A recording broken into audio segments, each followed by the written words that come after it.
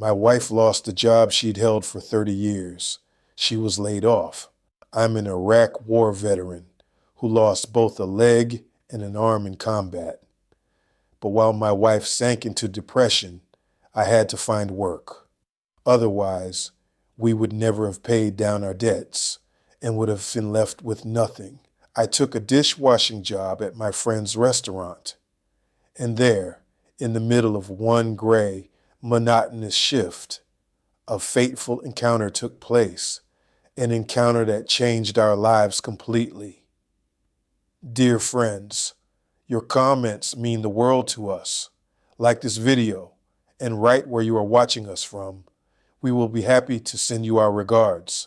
Mondays used to start with Marilou's alarm clock, humming Motown at 5:45 a.m., and the hiss of her coffee pot singing back up. Now Mondays start with the yelp of my prosthetic knee joint as I swing out of bed at 4, because the only bus that gets me across Tulsa in time for the breakfast prep shift leaves our subdivision before dawn, thinks about clocking in. The air inside our bungalow tastes like unwatered plants and unanswered prayers. Marilou hasn't opened a curtain in 63 days, and each morning the house feels a degree smaller, like grief is shrink wrapping the walls. I'm halfway through securing the carbon fiber socket when I hear her pad into the hallway. She's wearing his old company hoodie, sleeves swallowed by hands, hair uncombed. Her eyes barely track me, but she manages a whisper that's more question than greeting. Another double, I nod. Talking before sunrise feels like trespassing. I kiss her forehead. She flinches at the cold metal of my prosthetic hand. 30 years in the same factory taught her to read numbers and ignore noise. Yet the layoff letter rewrote the algorithm. Now every silence is suspicious. Every rustle of mail, a landmine marked past due. The bus smells of diesel and pre-shift pessimism. A teenager in Beats headphones pretends not to stare at my missing limb. I pretend not to notice the pink scar peeking from my trouser cuff. The VA therapist said, eye contact is exposure therapy for both of us. Let them look. Let yourself be looked at. But on Mondays, I conserve courage like battery life. I stare past my reflection in the window, night sky paling over grain silos, and count telephone poles like rosary beads. Benny's place opens at 6 sharp on Admiral Boulevard, wedged between a bail bonds office and a payday loan storefront. Two businesses that thrive on temporary relief. Benny served with me in Ramadi's '05. Mortar shook his eardrums loose, so he shouts when he thinks he whispers. He hired me without hesitation 3 months ago, sliding a battered marine stickered dish cart across greasy tiles and clapping my shoulder. Semper Fi, Gunny. Plates don't judge. He lied, but kindly. The dish pit is a cinder block cove behind the walk-in cooler. Steam curls off the Hobart conveyor like battlefield smoke. My routine: strap anti-slip mat under prosthetic foot, wedge right hip against stainless rim for leverage, load racks with left hand, guide with titanium claw. Most nights I keep casualty count low, but fatigue is an insurgent. Strikes when my socket rubs raw, and phantom nerve tingles make my absent fingers think they still grip. Tonight, second hour in, a stack of salad plates skids. 4 explode on the floor. Porcelain shrapnel skitters under refrigerator coils. I freeze, heart-punching memories. Concussion blast, grit in teeth, comrades' names half-shouted. The kitchen's fluorescent hum morphs into helicopter rotors. Then Benny's hand lands on my back, real and heavy. Hey, you're here, brother. Eyes on now. I nod, swallow metal taste. He kneels, sweeps shards with a bench scraper. Won't dock my pay. Still, my gut tallies cost. Marilou's antidepressants Overdue prosthetic sleeve. Mortgage grace period expires 1st of next month. A broken 10-inch salad plate feels like a truck payment. By 8:15, service slows. Grease haze settles on heat lamps like desert dust on goggles. Cody, the 20-something bartender, slouches through the kitchen door, green around the gills. Floyd, he croaks. Cover me 2 minutes. Bad shrimp taco at the food truck last night. He thrusts a crisp white Oxford and a black bow tie toward me like surrender flags. Benny arches a brow. I shrug. Anything for the mission. Changing shirts takes choreography. Release claw socket, slip sleeve, reattach harness. I drape a bar towel over the metallic hand so the shine won't spook patrons. When I hobble into the bar's low amber light, the hush surprises me. Bars usually pulse, but midweek mornings echo dental office energy. A few regulars nursing coffee and something, one laptop warrior draining free Wi-Fi. At the far end perches a man who doesn't belong in Benny's place any more than a violin does in a machine shop. He wears a 3-piece suit, the color of respectful thunderclouds, silk pocket square, folded like origami. His cane leans against the bar, topped with a silver lion's head, clutching a Star of David. His eyes take me in, quick and thorough. Not pity, not curiosity, more like appraisal. He orders Pappy Van Winkle neat, a pour that costs an hour of my wage. I measure carefully. Linen towel muffles, claw click. He lifts the glass, inhales, then sips as though cataloging flavors for future memory. When he sets it down, the crystal rings a long, low note. Tell me, Sergeant, he begins, spotting rank tattoo on my wrist. What breaks easier, a dish, a bone, or a promise? The question hangs like smoke. My mouth answers before logic. A dish, sir. Bones heal crooked. Promises, if they break, they bleed forever. His lips curl. Approval or sorrow? Hard to tell. He slides a business card across.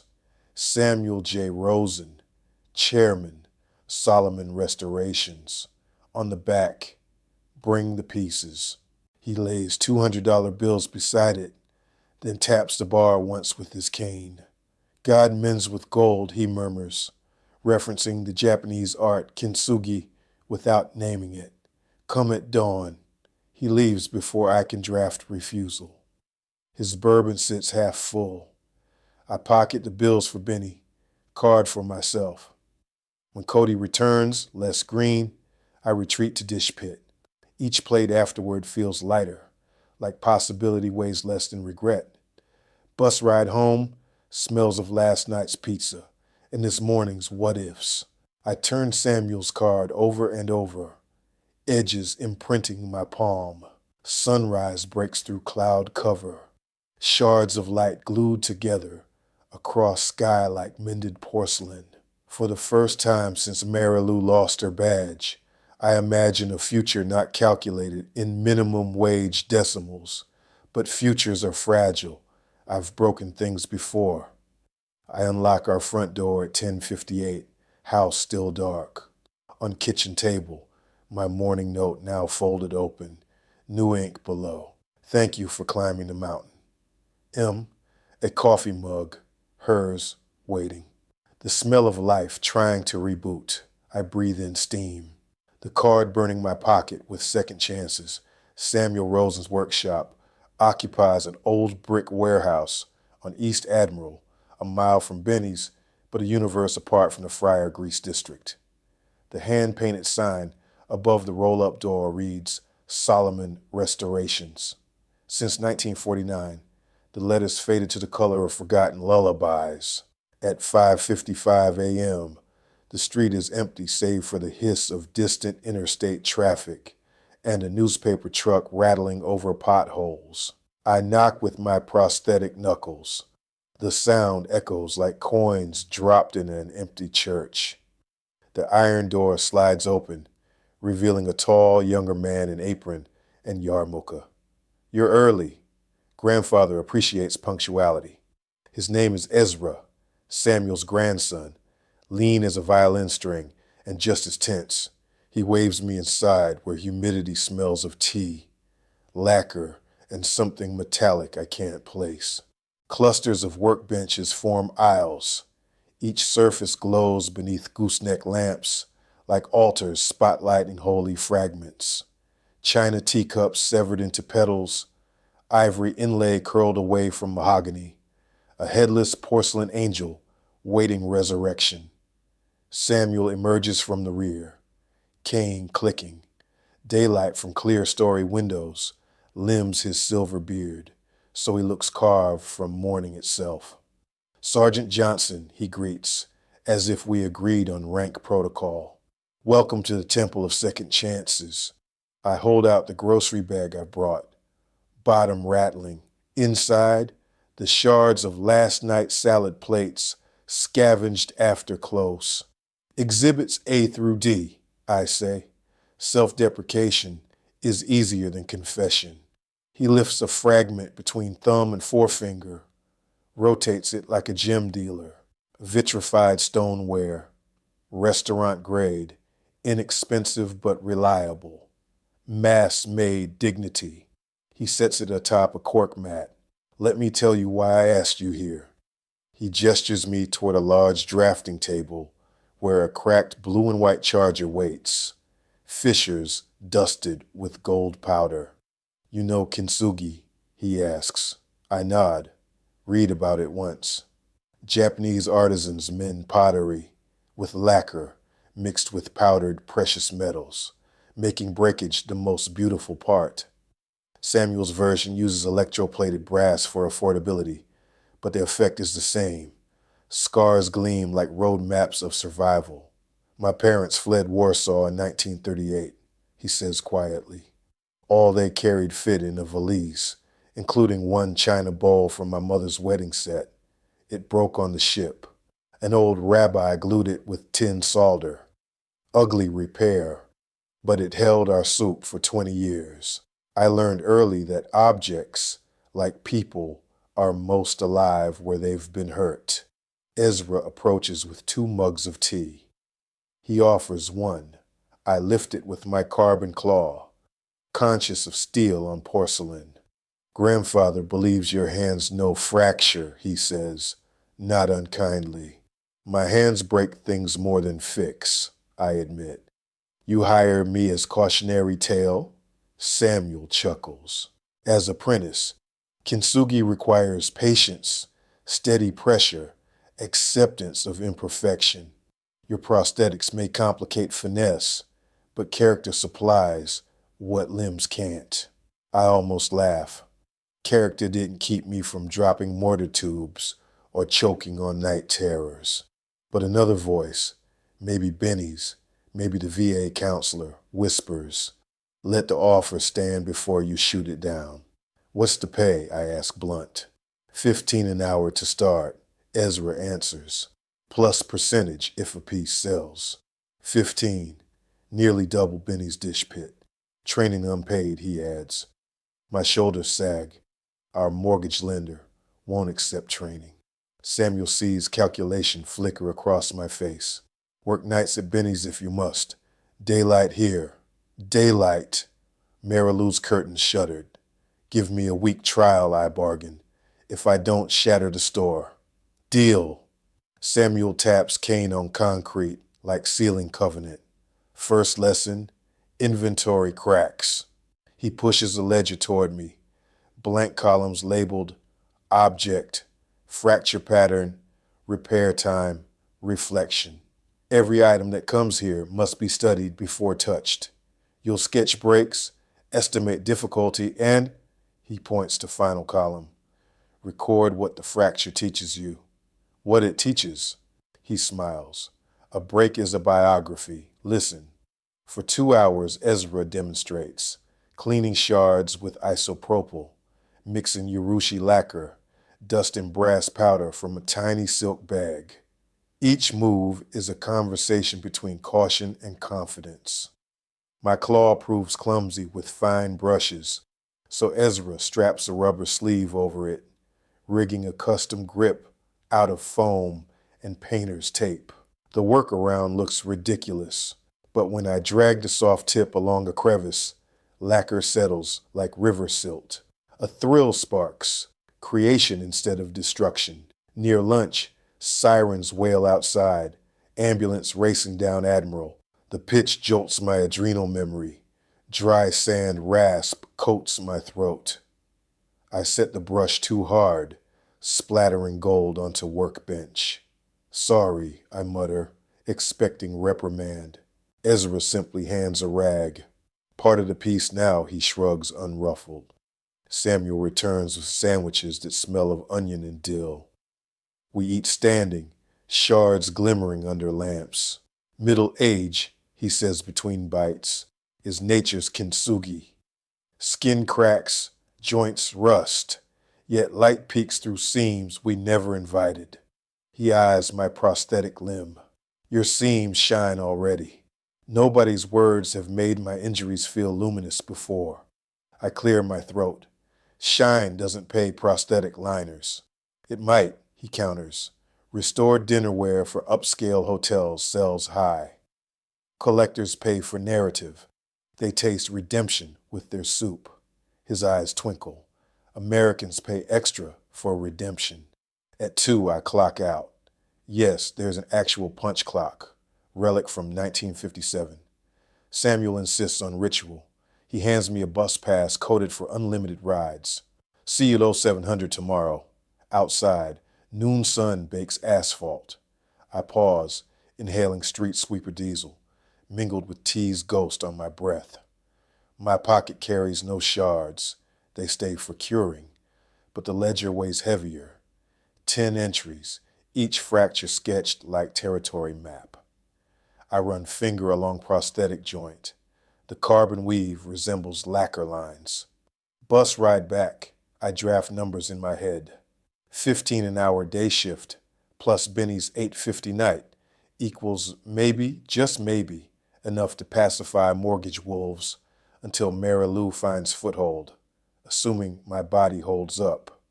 Phantom ache throbs where the real ache used to live. But there's something else under pain. A pulse of purpose I haven't felt since commanding squad checkpoints in Fallujah. At home, curtains remain drawn, yet a lamp burns. Marilou sits at kitchen table sorting coupons. She looks up, half smile. You smell like paint and ginger. I sink onto chair. Unload story in careful slices. Rich man, broken plates, apprenticeship. She listens, eyes moist, but alive. You always did like puzzles, she says softly. I take her hand, flesh against alloy, and vow not to break this fragile momentum. By 5:30 that evening, Tulsa sky swells slate green, the color Oklahomans recognize as get underground or get religion. I hobble toward Benny's place, ledger tucked in messenger bag, when thunder cracks like an incoming RPG. Rain sheets sideways, soaking prosthetic sleeve, carbon squeaks against socket. I duck under the restaurant awning, heart-rattling old wartime cadence. Inside, Friday dinner rush detonates, servers weaving, friars screaming, Kenny Wayne Shepherd wailing through blown speakers. Benny waves me to dish pit, where towers of plates lean like fatigued soldiers. Cutlery casualty count high, he bellows. Stay sharp, Gunny. I swallow irony, sharp with a claw. I set to work, rhythm framing my new dual identity. Dishwasher by night, fracture cartographer by day. Each plate I slide onto rack, I silently grade. Spiderweb crack near rim. Heat stress, hairline fork scar. Metal abrasion. The Hobart hum becomes lecture hall. Instead of despising dishes, I decode them. Mid-shift lights flicker. Storm threatens transformer. Generator's temperamental, Benny mutters. Last thing we need is blackout. Seconds later, thunder booms and power dies. Music, friars, ventilation snuffed. Emergency LEDs stutter on, casting kitchen in haunted red glow. Customers murmur in front of house. Bartender shakes flashlight. Benny curses. Breakers in basement. Cody's scared of spiders. You mind? He forgets. Basement stairs mean prosthetic testing angles, but Semper Fi pride nods before fear votes. I grab flashlight, descend wooden steps slippery with humidity. Basement smells of mold and stale beer lines. My foot slips, claw shoots out, catches railing, heart jackhammers. I find breaker box, flip main, nothing. Rainwater drips onto wiring, hissing like snakes. Memory slams, convoy night mission, generator failure, IED flash, static and fire. Basement shadows overlay desert darkness. I freeze, breath shallow. Then I recall Samuel's workshop. Fractured charger, gold line stitching ruin into resilience. I focus on that shining seam, count to 5, steady pulse. Find auxiliary switch, reset. Upstairs lights roar back, kitchen cheers. As I climb, prosthesis puddle slick. Cody shouts, "Hero move, Sergeant." Heat prickles my ears. Heroes come home in metal boxes. I'm just repairing plates. Yet adrenaline surfaces as something lighter than dread. Achievement, 11:30 cleanup. Benny splits tips. He slides extra 20 across. Hazard pay. I pocket it with quiet gratitude. Outside, storm has rinsed streets clean. Neon reflects in puddles like molten glass. I limp to bus stop, but shelter's roof leaks, drenching ledger. I shove it under shirt. Raindrops drum prosthetic knee. Sync with pulse. Bus tardy. I mutter cadence learned in infantry days to keep mind from wandering roadside bombs. When it finally hisses curbside, driver winces at my soaked state. Offers free ride. I nod thanks. Home after midnight. Marilou asleep in recliner. TV glow painting her face cerulean. I kiss her temple, slip ledger onto coffee table. She stirs. How was mountain? She murmurs. Found new trail, I answer. She squeezes my metal hand. First voluntary touch in weeks, and drifts back to sleep. I shower, water pelting stump, easing soreness. Soap reminds me of lacquer's scent. Steam fogs mirror, erasing scars until I wipe glass. A kintsugi of condensation. I study reflection. Stump puckered, carbon curve, titanium claw. For years I've cataloged these as liabilities. Tonight they appear as seams weighting gold. Before bed, I open Ledge's reflection column. I write, today's crack, fear of darkness. Repair, light switch inside memory. I add another line. Value is not in being whole. Value is in being useful after breaking. Close book. Rain calms the patter. Street lamp beams through curtain slits, laying liquid gold on hardwood like lacquer lines. I rest restless bones. Tomorrow is Saturday. Double shift at Benny's, but dawn promises workshop first. Smell of tea and adhesive, voice of old man who reads biographies in broken edges. I drift to sleep, counting not telephone poles this time, but plates awaiting resurrection, each a silent pledge that some fragments deserve new stories. In dream, I grip a brush, not a rifle, not a dish, and paint gold across a sky cracked open, Marilou beside me, holding shards of morning glued back together. Samuel Rosen believes the soul wakes at sunrise. So his apprentices do too. At 6:58 a.m., sharp, Ezra unlocks a warehouse door, and we step into a hush that smells of bergamot tea, cedar polish, and something ancient, maybe hope. Fluorescent bulbs flicker awake overhead, reflecting off rows of porcelain in various stages of ruin. One weekend, I can walk the aisles and recognize pieces the way infantrymen identify silhouettes in desert twilight. Limoges soup tureen, hairline lightning crack, Wedgwood saucer, single crescent chip. Anonymous diner mug, full body fracture, handle sheared. They're my new platoon, waiting for orders. My first task today is not repair, but storytelling. Samuel insists every artifact earns a written profile before epoxy touches edge. If you don't know the wound, he says, you'll misjudge the stitch. He sets a pasteboard box on my bench. Inside, shards wrapped in yellow Tulsa Tribune pages dated 1932. The largest fragment shows a cobalt border, hand-painted wheat stalks, and a maker's mark, Lennox Presidential. An index card clipped to the box carries a single sentence in fountain pen script. Dinner set, 1919 wedding, survived Dust Bowl, broken during 1966 tornado. I run my claw gently along the edge. Lacquered brass transformed my metal hand into something like sensitivity. But I still feel the uneven ridge, as if trauma can be read in braille. Samuel stands over my shoulder, cane in one hand, magnifying visor perched like a jeweler's crown. You see the way cobalt fades here? He taps with ivory pointer. Sunlight bleaching during drought years. Oklahoma dust will do that to a glaze. Why does the client want it restored now, I ask. Plate's been broken half a century. Samuel's eyebrow arcs. Because memory ripens. Granddaughter is auctioning pieces for a food bank fundraiser. Fitting, given family once shared casserole with half the county during lean years. Repair a plate, feed a child. Symmetry pleases donors.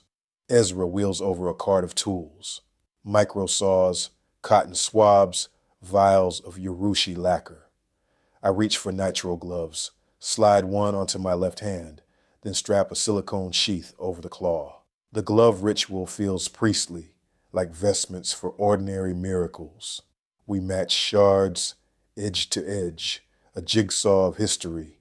Ezra photographs each arrangement for provenance logs. My job is to spread the first bead of clear lacquer.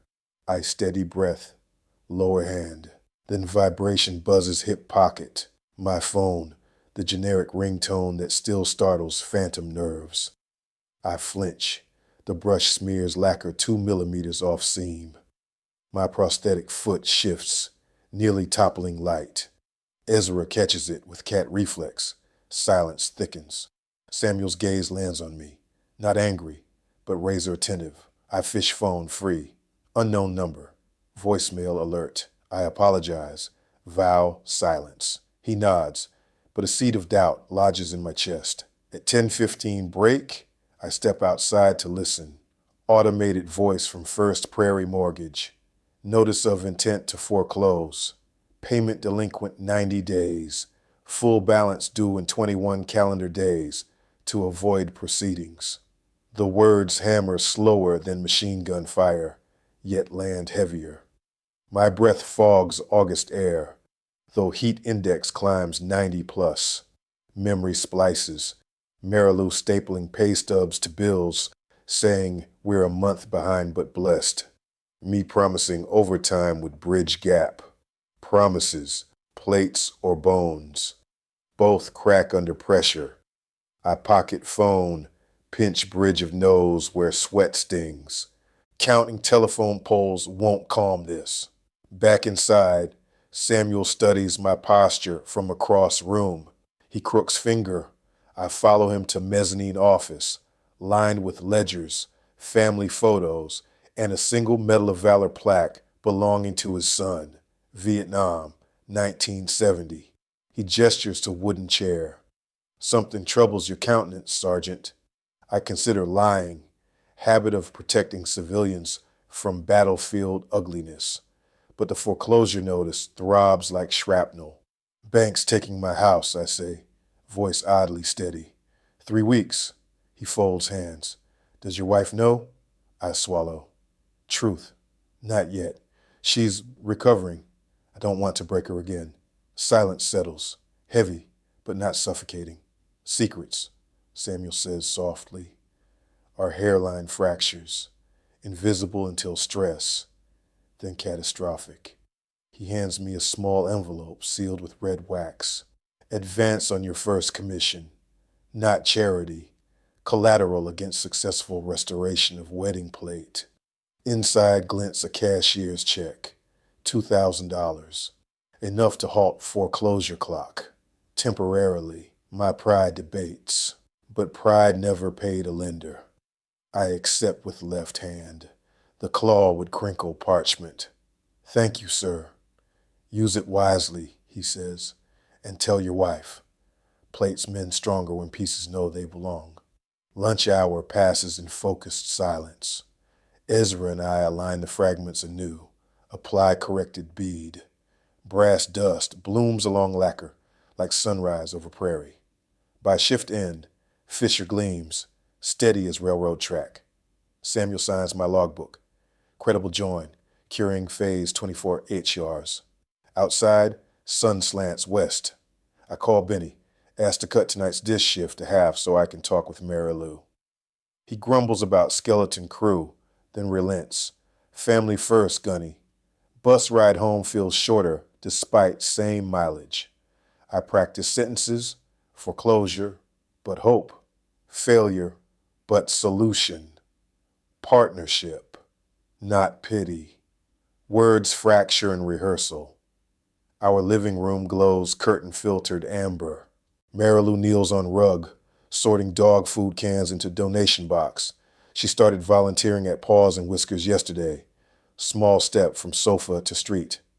Her eyes lift, question brimming. I kneel, my prosthesis clicks, and hand her cashier's check first, then bank letter. I explain, truth raw as unglazed ceramic. She trembles, but doesn't shatter. Instead, she stands, cups my cheek with calloused hand. We fight it together, she says. Tears spring. Mine. The pieces know they belong. The sky over Tulsa bruises purple as I step off the bus for my truncated shift. A half night of dishes to keep goodwill with Benny, and a half mind on mortgage math. Storm clouds boil above the neon of the bail bonds office. Thunder rolls like distant artillery, the kind that once pressed sand into my ears. I inhale fryer grease and wet asphalt. Combined, they smell like somebody trying to cook hope during a downpour. Inside, Benny's place thrums at half capacity. A local blues duo rasps Willie Dixon covers, and the patrons' chatter blends with cutlery clangs, forming an urban lullaby. Benny greets me near the pass-through window, wiping sweat with the hem of his apron. Heard you got family business, he shouts above a cymbal splash. Dish pit can survive 4 hours without the gunny. His grin sours to concern. Everything square? We're balancing on the edge of the plate, I say, tossing him a faint smile. But it hasn't hit the floor yet. He gets it. Benny's ex-wife slugged him with divorce papers the same month his first restaurant failed. He knows the physics of thin margins. He clasps my shoulder. Holler if you need another shift or a couch. I clock in and wade to the dish station. Mountains of plates glisten. Soap suds catching disco ball specks from the dining room lights. My claw meets porcelain, steady, more careful than last week. Each piece reminds me of the Lennox Charger curing back at Solomon Restorations.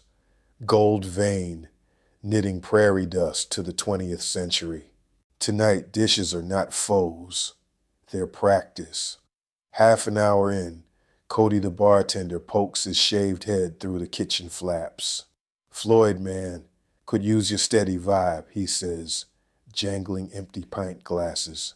The storm's messing with the Wi-Fi, card machines glitching. I wipe hands, follow him past tables where ranch dressing streaks napkins like modern art. At the bar, amber bottles glow under Edison bulbs. Rain rattles windows, and the trio leans into a minor key shuffle. Cody thumbs the POS screen. It freezes, reboots. Freezes again. Can you watch taps while I reboot router in the office? 2-minute drill? I ask, deja vu sparking from the night Samuel walked in. Scout's honor. Cody rushes off. The first customer is an elderly woman in a leopard print raincoat who orders hot tea with lemon. Simple. I fill a ceramic mug, slide it forward. My claws towel disguise is gone. No time. So I move with deliberate grace, praying the regulars see strength, not spectacle. Next comes a young couple mid-argument, words sharp as broken glass. The woman orders Merlot. The man, rough-cut whiskey. I pour, noticing his left hand trembles. The storm, the fight. When I set the glass down, he startles, almost knocks it over. I catch the rim with metal fingers, write it smoothly. His eyes widen, not fear, but surprise that steel can be gentle. The woman's gaze softens. For a beat, their quarrel pauses. Then thunder booms, lights flicker, and a door slam echoes as a soaked delivery driver hustles inside. He shakes off rain like a dog, orders coffee. Real cups or paper, he asks. Real, I assure him. Then recall every real cup is in the wash. Paper it is. Disappointment flickers. But when I add a free refill voucher, company policy for storm nights, he grins, says, "You're all right, man," and tips $1. 2-minute stretch to 15. The cash drawer jams. I coax it open with claw and wrist stump, like I've been bartending years. It hits me that everything Samuel teaches transfers. Patient pressure, respect angles, trust the join. Foam head on a stout settles, just like lacquer seeping into a hairline fracture. Rush and you ruin clarity. Lightning flashes, power hiccups, but holds. A lull descends, and an older gentleman settles on the same bar stool Samuel used. He's no billionaire. Denim jacket, calloused hands, a Route 66 marathon cap. Yet his eyes carry that same appraisal. He orders seltzer water with a lime. Easy. Dishwasher wearing bartender skin, he observes. Nodding toward my damp apron, I shrug. Sometimes the platoon needs you on a new perimeter. He chuckles, sips. Lost my right eye welding in 82. Folks think depth perception ends a career. Turns out, you just learn new depth. He touches his glass. You pour smoother than kids with all their original parts. The compliment shivers through me, more potent than pappy liquor. I wipe the counter, ask how his night fares. He describes hauling scrap metal to pay his granddaughter's tuition because layoffs closed the plant. We trade stories, loss, adaptation, stubbornness. For 5 minutes, the bar becomes a veteran's affairs waiting room, sans paperwork or bitterness. When Cody finally reappears, router fixed, the man slips a 20 into the tip jar, salutes me. Keep finding the depth, Sergeant. Shift ends early. Storm clears. Benny hands me an envelope with half-night pay, plus the 20 from the welder. You earned that, he insists. I pocket cash, thinking 20 toward mortgage, 40 to groceries, maybe 5 for dog treats. Marilou's volunteer perk. Outside, the wet street smells lighter, as if the downpour scrubbed diesel residue from the air. I decide to cab home, buy time to talk, rather than nap on the bus. The driver's radio crackles regional news. Charity gala next month at the Mayo Hotel, featuring historical artifact auction, led by philanthropist Samuel Rosen. My pulse quickens.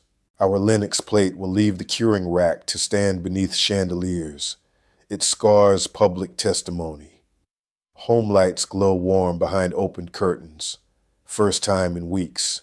Inside, Marilou kneels beside an excited mutt with mismatched eyes. Meet Jasper, she says, cheeks flushed. Temporary foster until he's adopted. He likes broken things, chews them, and loves them anyway.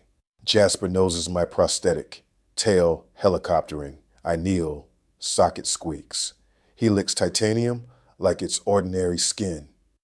I hand Marilou the bartender envelope. Storm tips, I explain.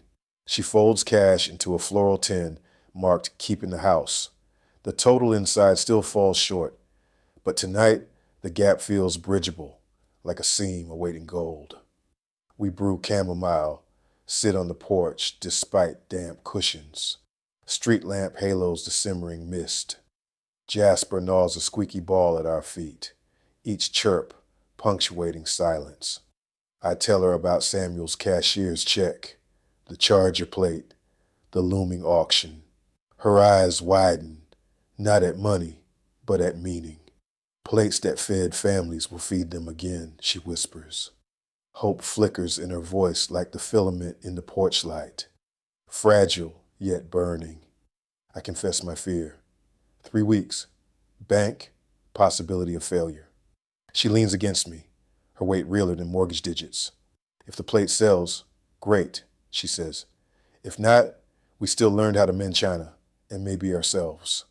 She grips my claw, firm, no flinch.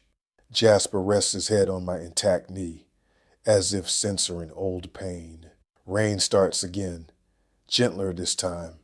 We stay until it soaks through shirts, laughing like kids caught without umbrellas. In that damp communion, foreclosure notices and phantom limbs recede. Tomorrow's cracks will come, but tonight, fresh seams form under soft thunder. Between husband and wife, between dish pit and gallery stage, between survival and something daringly like rebirth. Saturday dawn slips through the bedroom blinds in flattened gold coins, the kind Marilou and I used to trade for donuts after church. Jasper's damp nose nudges my cheek at 6:02, an alarm clock powered by unconditional enthusiasm. My stump aches, a phantom echo of last night's storm sprint. But duty overrides twinge. I have a rendezvous with a 103-year-old dinner plate and a ticking foreclosure timer that now shows 20 days. 6:48 a.m. I reach Solomon Restorations with a box of still warm blueberry muffins, Marilou's first baking since unemployment. Ezra raises an eyebrow at the offering, then a second when Jasper trots in on a makeshift leash of paracord. Therapy intern, I joke. Samuel, already in shop coat, chuckles and produces a dog biscuit from a drawer, as if he's been expecting a canine apprentice all along. We gather around the curing rack. The Lennox charger rests beneath the heat lamp, brass veins gleaming like prairie lightning captured mid-strike. Samuel slips cotton gloves on my left hand, guides my claw into its rubber sheath. Moment of truth, Sergeant. We lift the plate in tandem, turn it under the lamp. The seam holds. No foggy lacquer pockets, no uneven lips. Just a flawless gold-lit scar telling its survival story. Ezra photographs final angles, and Samuel affixes a small museum tag to the underside. Restored by F. Johnson and E. Rosen, 2025. Seeing my name there feels like someone added a missing limb to the roll call of my life. I exhale.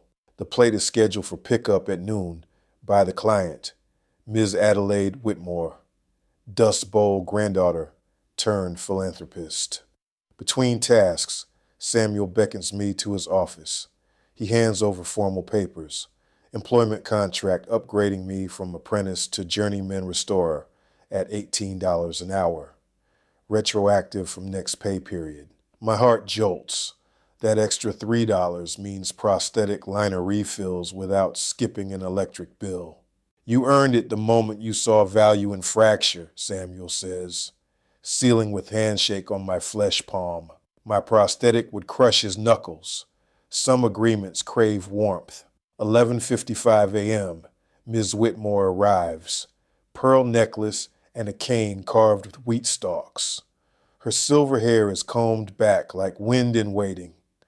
She gasps when we unveil the charger on velvet. Mama served fried apples on this every harvest festival, she whispers, tracing brass with arthritic finger.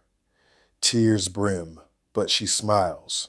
Samuel explains auction logistics. Starting bid 5,000, proceeds to Tulsa Food Bridge. She insists on including a display card describing Kintsugi's philosophy. I'm tasked with writing it tonight. She presses both my hands, metal and flesh. Thank you for giving our hunger years a second voice. After she leaves, Samuel hands me an envelope. First half of commission, $300 after shop expenses. Added to last night's tips, our keeping the house 10 inches toward bank appeasement line. Yet new math breeds new dread. 20 days is now 19. Interest compounding like mold on regret. 2:30 p.m. Benny texts SOS emojis. Dishwasher called in drunk. I sprint hobbled a mile to the restaurant. Jasper trotting loyally. Benny tethers Jasper behind host stand with a water bowl, and I suit up in rubber apron. Plates feel lighter today. Maybe confidence recalibrated my grip. I smash zero glassware through dinner rush, a personal record that earns a high five from line cook Gloria. 7:15 p.m. Between rack loads, Benny passes me the cordless phone. It's your wife. Urgent. Marilou's voice shakes. Baby, a man from bank came by, left a red sticker on the door, says final notice. Her breath hitches. I imagine her clutching Jasper's leash, the dog sensing tension. We'll fix it, I murmur, though my stomach turns acid. She adds, almost apologetic. I scheduled an intake at Workforce Reentry Center Monday. Maybe inventory clerk positions. Pride stings, but only because I'm proud of her. That's gold lining, darling, I say. Hold tight. 9:40 p.m. Rush ends. Benny counts drawer, hands me wage and an extra 10 for plate catching streak. I leash Jasper and we step into night humidity. Highway noise hums like distant surf. Somewhere fireworks pop. Minor league baseball victory. My phone buzzes. Unknown number again. Voicemail transcribes. Mr. Johnson, this is Randall from First Prairie. Call to discuss restructuring loan. Time is limited. Banker's empathy measured in decimals. Walking home, Jasper stops at every puddle reflection of neon, curious about fractured light. I get it. Broken surfaces can still mirror stars. I dial Randall. He rehearses polite condolences, then unveils figures. Lump sum $1,400 reinstatement or foreclosure proceeds. I propose $2,500 now, $2,000 after auction sale. He hesitates, puts me on hold amid music strings. Minutes stretch. Jasper wags at moths. Randall returns. Board requires collateral assurance. I mention Samuel, the auction, expected bids. He asks for written confirmation by Wednesday. 3 days. Back home, Marilou waits in porch swing, 10 in lap. Under porch bulb, we count. Benny envelope 78. Commission 300. Jasper fundraiser jar 12.87 in coins. Previous stash 460. Total 850. Short of $2,500 by a gulf the size of Fallujah dust storms. Marilou runs fingertips over the kintsugi seam etched in my forearm from shrapnel tattoo. Silver skin line. Shine the brake, she murmurs, repeating Samuel's mantra. We brainstorm until midnight. Yard sale, weather predicts storms. Small loan, credit shot. I mentioned Ms. Whitmore's auction date. 2 weeks out, not soon enough. Marilou's eyes drift to Jasper, snoozing. Therapy dogs sometimes get sponsorship donations, she says. I laugh. Dark, but affectionate. Then she fires a louder idea. What if we show people your restoration story before the gala? Samuel's workshop tour, social post, maybe crowdfunding? My instinct flinches.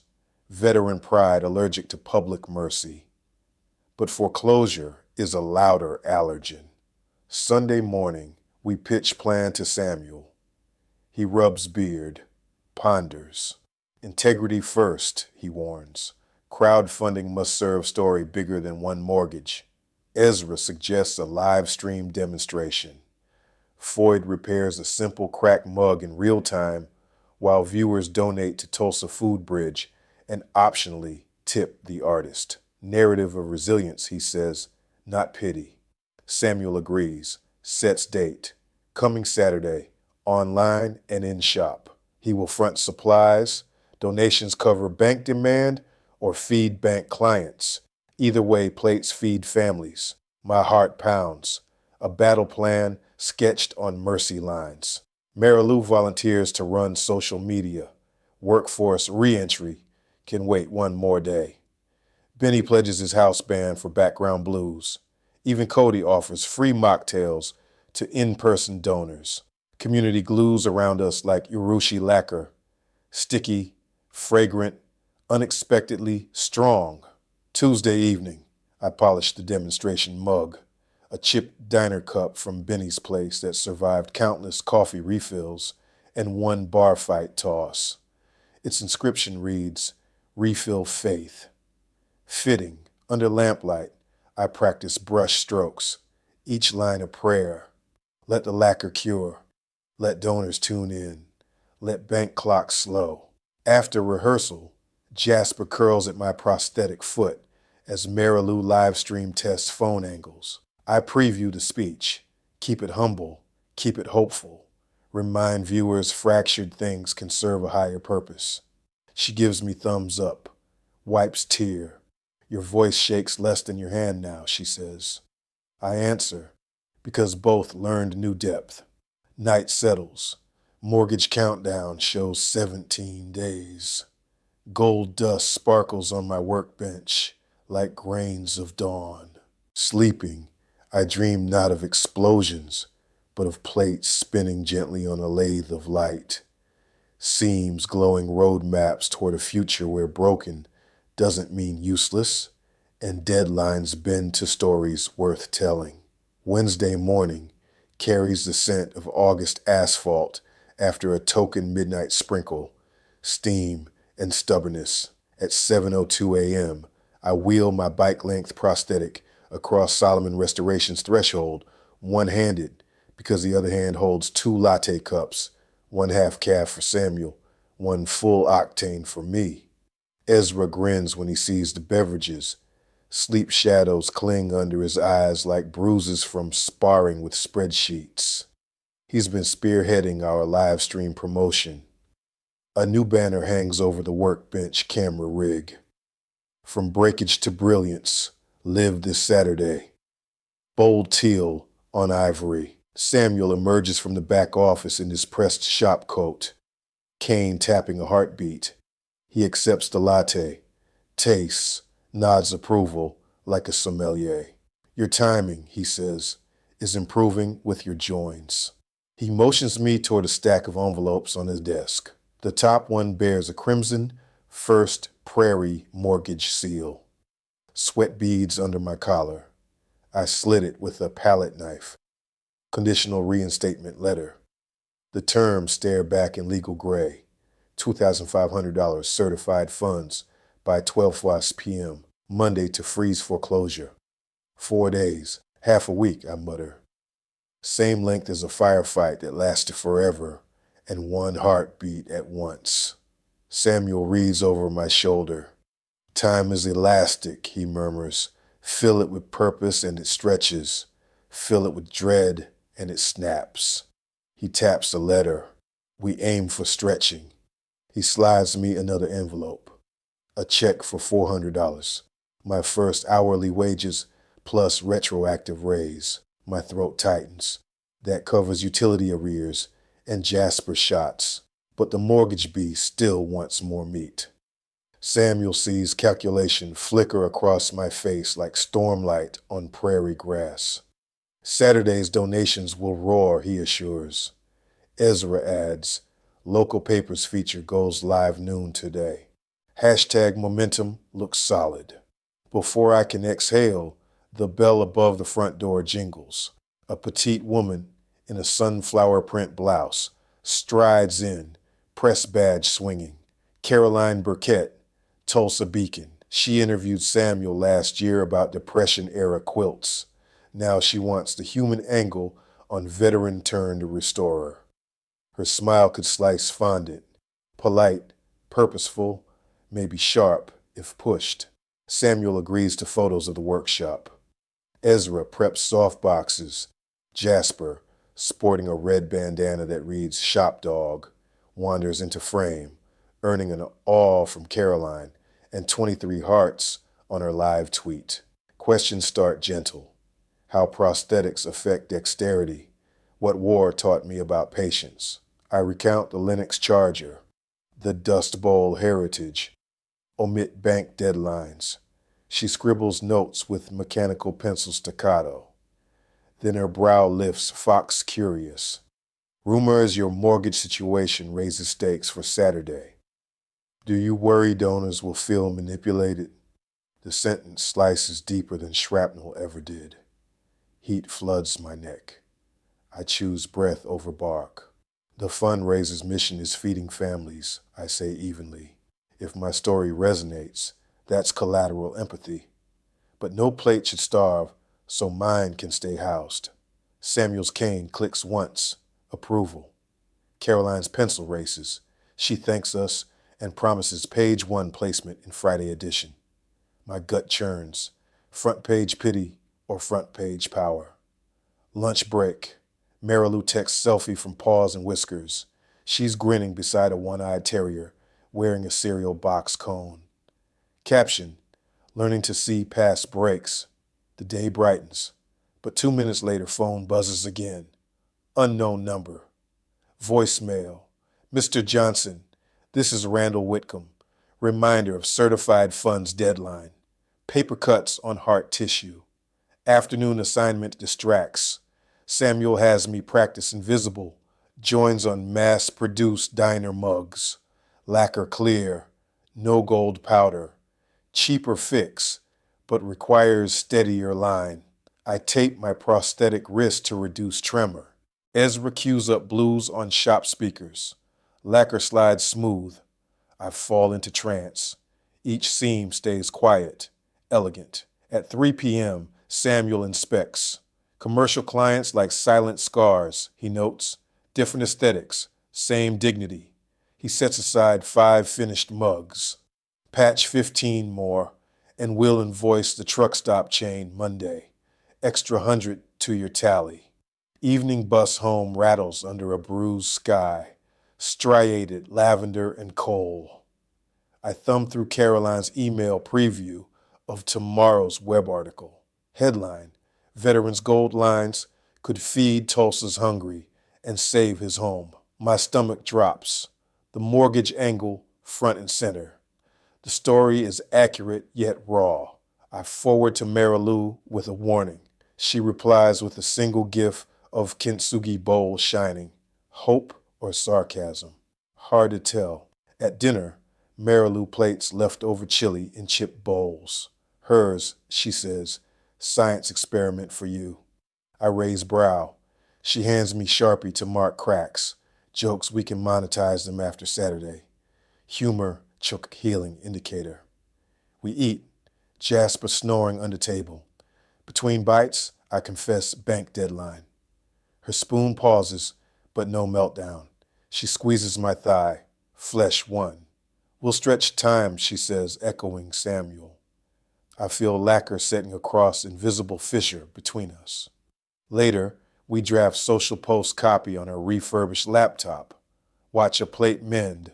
Watch a city eat. We attach PayPal link for food bridge. Optional note, tip the veteran restorer. She clicks publish. I feel as exposed as on patrol without armor. Notifications ping almost instantly. Likes from Benny, Gloria, even Cody's college friends. A $25 tip arrives from One-Eyed Terry, Marilou's terrier buddy. We laugh so hard Jasper barks alarms. Night deepens. Storm alerts ping phone. Severe thunder for Friday night. Same night, we plan to move workshop stock into the Mayo Hotel ballroom. I text Ezra contingency ideas, waterproof crates, pallets. He thumbs up, adds lightning emoji. Before sleep, I flip ledger to reflection column. Fracture. Fear of being charity mascot. Lesson. Gold line only shows if lacquer dries. Can't fear wet stage. Thunder rumbles far off, promising tomorrow's chaos. I slide arm around Marilou. She murmurs, half dream. Stretch, don't snap. My pulse sinks to that mantra. Outside, rain begins a tentative rehearsal. Percussion for the coming show, where plates, promises, and paychecks will all be stress tested under strobe of storm and scrutiny. Friday morning drapes a damp quilt over Tulsa. Humidity fogs bus windows as if the city is trying to hide its own skyline. I arrive at the workshop early because sleep surrendered to storm alerts, pinging my phone every hour. The National Weather Service now predicts a once-in-5 years downpour tonight, hitting precisely when we plan to transport restored pieces to the Mayo Hotel's 12th floor ballroom. Ezra meets me at the door, hair shoved under a ball cap, brandishing a clipboard like a shield. Grandfather started inventory at 5, he says. He wants every item double-boxed, bubble-wrapped, then sealed in waterproof totes by noon. His voice carries the jittery energy of a man negotiating with fate. Inside, the warehouse looks like a military staging zone. Folding tables piled with packing foam, rolls of industrial plastic, brand new yellow hand trucks. At center stands the Linux charger on a satin-lined tray under a clear acrylic dome, its gold veins catching stray sunbeams that leak through clear story windows. Samuel oversees the operation, wearing rubber-soled boots instead of leather Oxfords. Kane traded for a collapsible trekking pole. Weather is a critic with no sense of art, he quips, tapping the dome. We prepare, then hope. The plan is simple but grueling. Pack 117 restored pieces, plates, vases, a Tiffany lamp base, into 16 heavy-duty crates. Each crate, once sealed, will be wheeled up a portable ramp into Benny's borrowed panel van. Yes, that Benny, who volunteered his days off and his vehicle after reading Caroline's article. From there, Samuel's lawyer friend Miriam will escort us downtown, blue flashing hazard lights to dissuade curious police from sighting overcapacity cargo. I partner with Ezra on crate number 5, a set of Depression-era pink glass dessert plates whose scalloped edges chip if you look at them wrong. My prosthetic claw still wears the silicone sleeve, and I've added a strip of felt to its inner grip to avoid scratches. Ezra holds each plate. I slide foam spacers beneath, hands moving like surgeons. Jasper trots between aisles, tail windmilling, nose checking for contraband biscuits. By 10 a.m., thunder mutters beyond the sheet metal roof, and the fluorescent tubes flicker, as if they, too, sense tension. Caroline's online article goes live, instantly pushing donations over $800, plus $75 earmarked for Floyd and Marilou mortgage gap. I should feel relief, but anxiety tap dances across my ribs because charity momentum can vanish faster than desert mirages. Just before lunch, Benny bursts in, soaked from an early sprinkle, lugging a 5-gallon bucket of pickled okra. Ballroom hors d'oeuvre, trust me. He salutes Samuel, fist bumps me. Van's fueled. I tighten door seals with weather strip glue. She won't leak a drop. Outside, wind gusts, rattling the loading dock doors like an impatient child.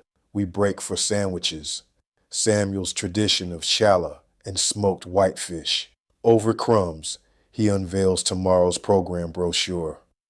On the back page, under auction items, A small portrait of me appears with the line, "Demonstration artist, Staff Sergeant Floyd Gunny Johnson." My stomach flips. Public stage again, but bigger.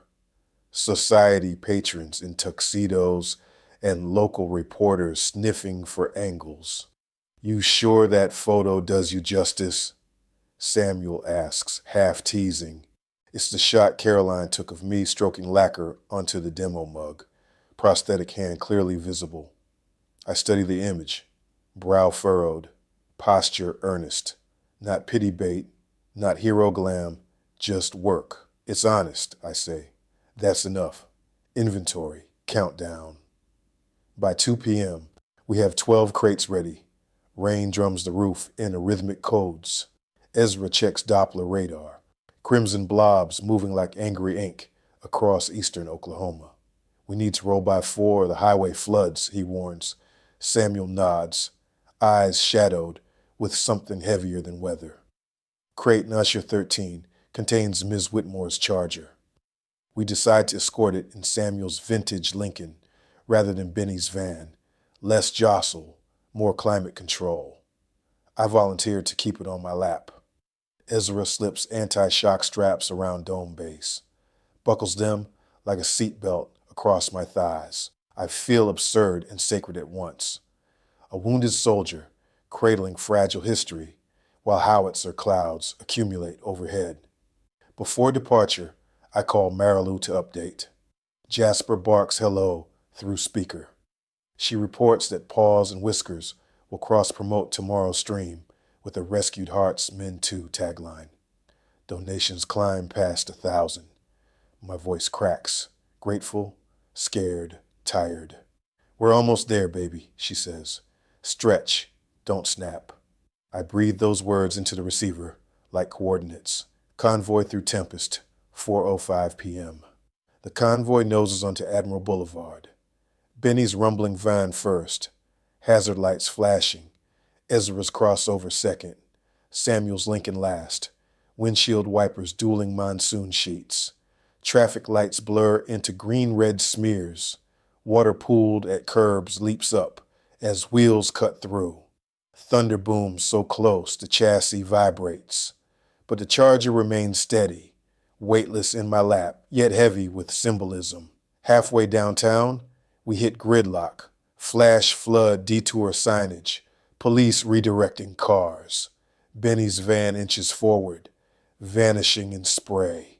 My phone buzzes. Text from him. "Detour Second Saint. I'll circle." Samuel mutters Yiddish under breath. Prayer or colorful curse. He snaps on hazard lights. Follows officers' wave direction down a side street that slopes dangerously toward the Arkansas River, now a brown surging dragon. We crawl through knee-deep water, Lincoln's tires sluicing. A manhole geyser shoots fountain arcs.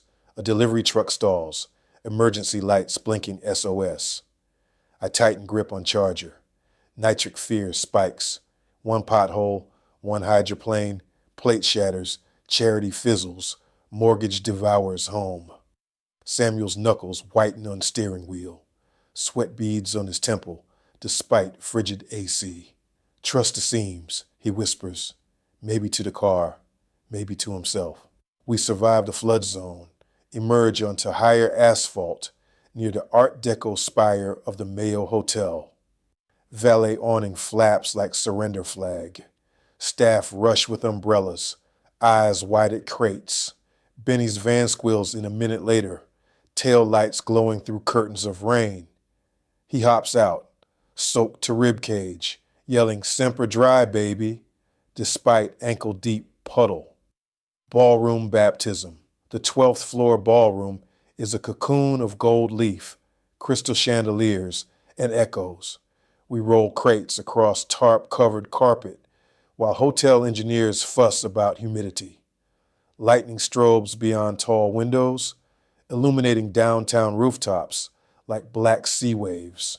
Miriam the lawyer ticks items off manifest as Ezra opens each crate for inspection, every piece intact, until crate number 16. We lift the lid. Tiffany lamp base with intricate dragonfly mosaics. My heart stops.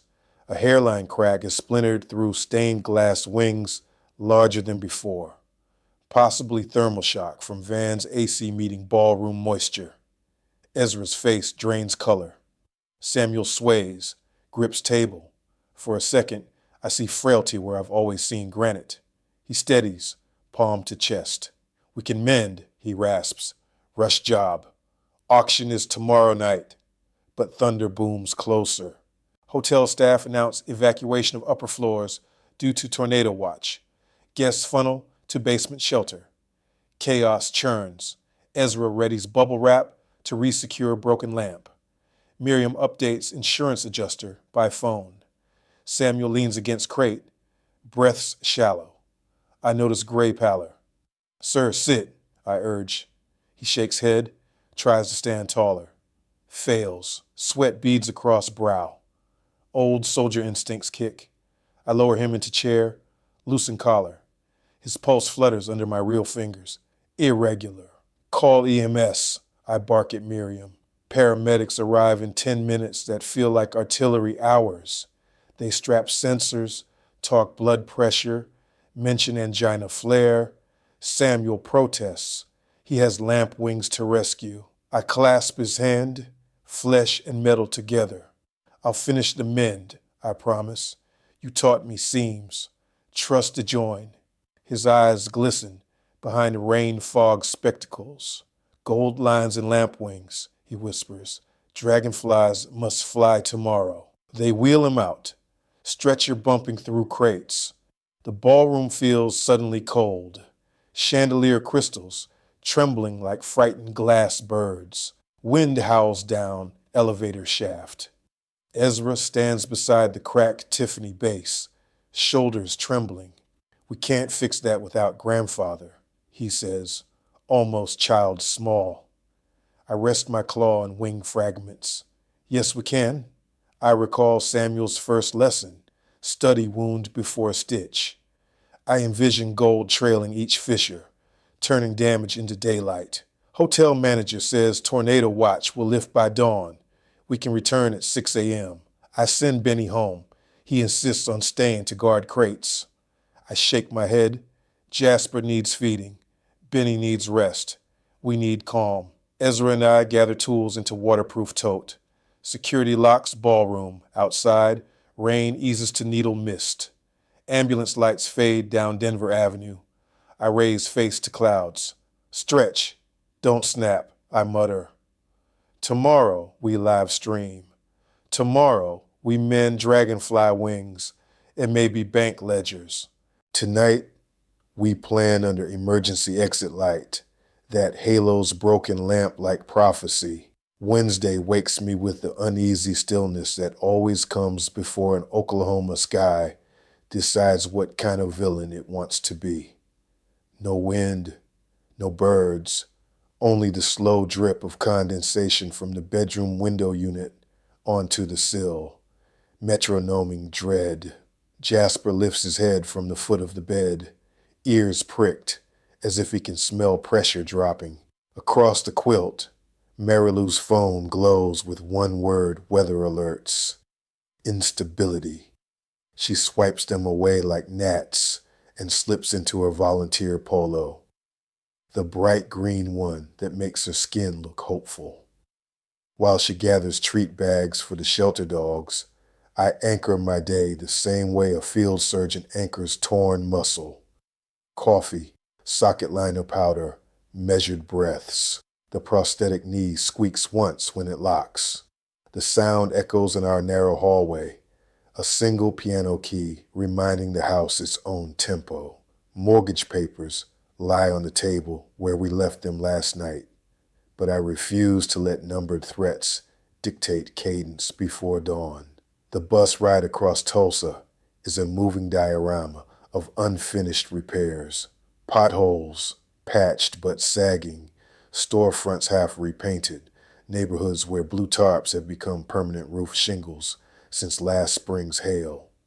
I tap messages to Ezra, ETA 6:55, and he replies with the gif of a kettle about to whistle. Translation: the day is already at a boil. When Solomon Restorations comes into view, the brick warehouse looks smaller against a gunmetal sky. Yet the single light above the roll-up door burns steady, unwavering. Inside, the normal hush had been replaced by a low drone of industrial fans. Samuel and Ezra have rearranged workbenches into an obstacle course of drying racks. Each shelf holds porcelain pieces I helped mend these past weeks.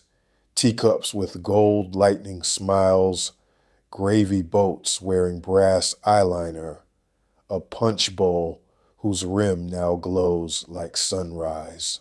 The fans, Ezra explains, push dry air across curing lacquer because humidity shot up 20% overnight. Samuel stands at the center like an orchestra conductor, minus baton, cane planted, silver beard still slightly damp from whichever storm he walked through to beat me here. His eyes flick to a barometer nailed to the support beam. The needle jitter taps the edge of severe. He greets me, not with good morning, but with battlefield brevity.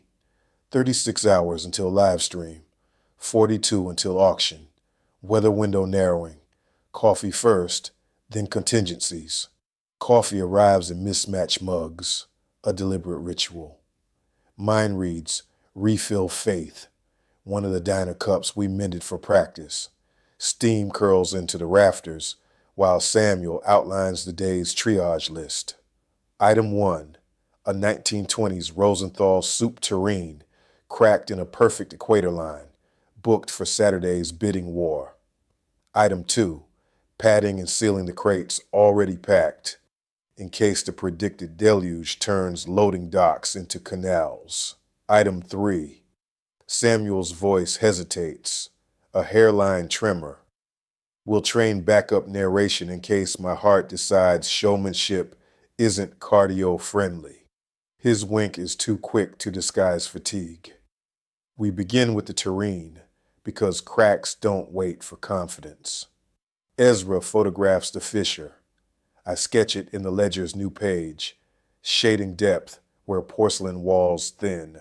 My claw, now fitted with silicone pads custom molded by Ezra's 3D printer, lifts the tureen's lid. The scalloped edge reminds me of desert dunes just before sunrise. Beautiful, fragile, unforgiving. Samuel mixes 2 micro batches of urushi lacquer, 1 tinted ivory for internal seal, 1 clear for exterior gold dusting. As I guide the first bead along the fracture, thunder rumbles far enough away to sound like freight cars coupling. The lacquer quivers on the brush. I steady by matching breath to motion. Inhale, glide. Exhale, lift. Gold powder drifts onto wet surface, swirling into the seam like stardust finding its constellation. Samuel murmurs approval. The tureen will cure for 24 hours. If humidity behaves, it will debut under ballroom chandeliers, as if it never hosted a century of chicken noodle and heartbreak. Halfway through the morning, Caroline Burkett from the Tulsa Beacon breezes in wearing weatherproof boots and opportunism. Yesterday, she asked for just a few supplemental photos. Today, she wants a video clip of me explaining kintsugi philosophy. Samuel arches a diplomatic brow, deferring to my comfort. Saying no would spare me spotlight jitters, but squander donation momentum. I nod. Camera rolls. I talk about seeing value in fracture, trying to keep voice low and even, but nerves vibrate through vowels. Still, Caroline beams. Donors like a pulse of vulnerability, she says. I remind myself that vulnerability isn't exploitative if honesty sits in the driver's seat. At 11:40, Benny arrives in his battered panel van, carrying sub sandwiches and an update. The blues trio scheduled for our stream lost their drummer to strep throat. Without missing a beat, he volunteers to recruit a jazz pianist he served with in Ramadi. Apparently the Corps hides artists among rifles. Keyboard's lighter than a drum kit, he jokes. Samuel nods. Lighter is wiser when storm clouds bully power lines. Lunch is devoured standing. No time to sit when lacquer clocks tick. Benny hands me an envelope of small bills, last night's dish tips, plus a civilian donation from the biker who liked your pour. Every crumpled dollar is another mortar brace against foreclosure. I tuck the envelope into the ledger like a pressed flower. By early afternoon, the barometer needle hits storm. AC units labor, sweat beads on my stump, though my real hand feels chilled. We switch to packing crates, each piece wrapped in archival tissue, bubble cocooned, then sheathed in blue plastic, thick enough to smother nightmares. Jasper patrols, occasionally barking at thunderclaps as though warning the sky that fragile things now have guardians. Just before clock out, Samuel gathers us around the terrain, its seam already setting to a soft shimmer. He rests a shaking fingertip on the gold line. Storms break. What arrogance insists is unbreakable, he says. Our job is not just to fix, but to testify that breakage happened and life continued. He looks at me, eyes bright but glassy. Remember that Saturday when the cameras stare. You're not marketing pity. You're marketing proof. Ezra and I lock up at 4:30 under a sky the color of bruised plums. Wind tugs at the loading dock awning. Distant sirens start their ghost chorus.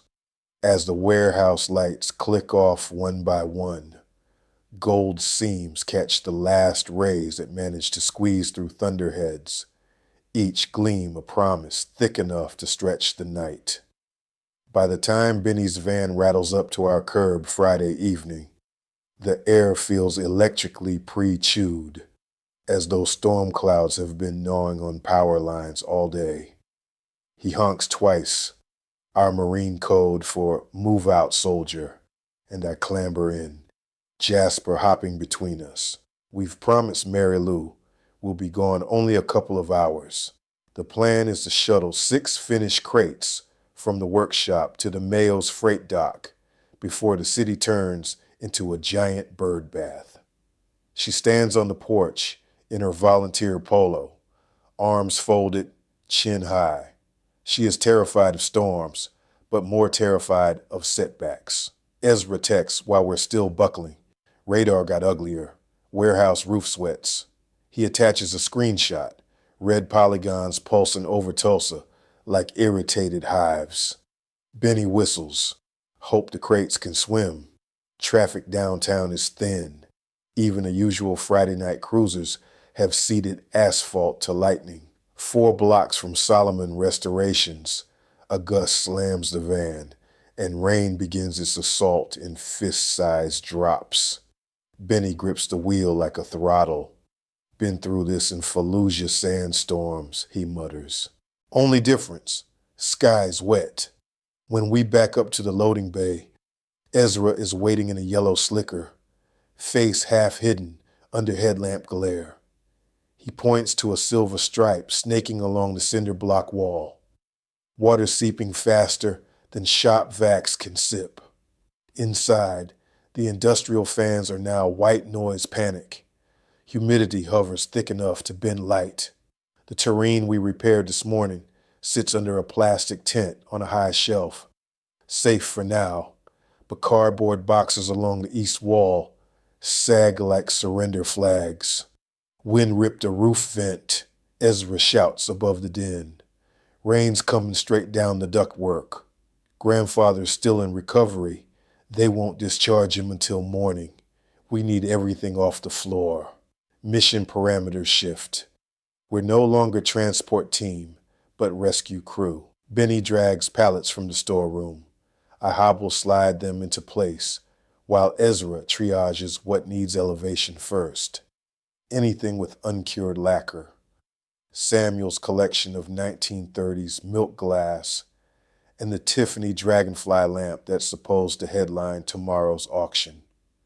Jasper skitters between puddles, whining at the metallic thunder overhead.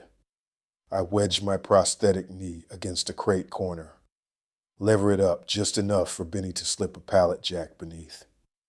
Thunder cracks, closer, angrier, shaking dust from rafters. For half a second, my body's back in Ramadi. Roofless Humvee, mortar shell whipping reality sideways. Heart gallops, phantom hand burns, but Jasper noses my calf. Present day anchor, and the moment passes. Ezra's phone blasts a tornado warning siren. Digital, but still primal.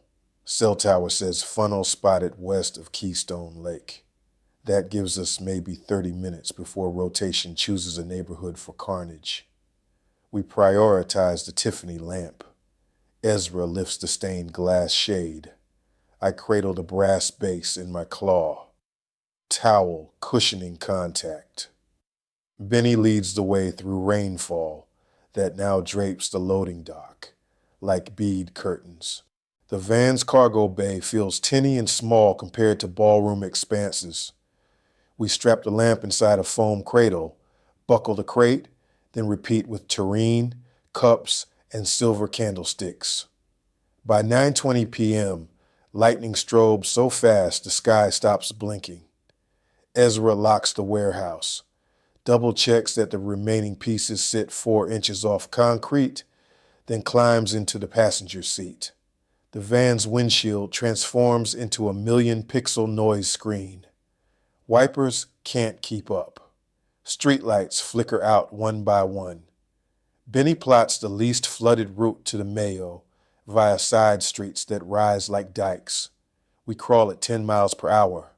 Every gutter disgorges water, the color of iced coffee.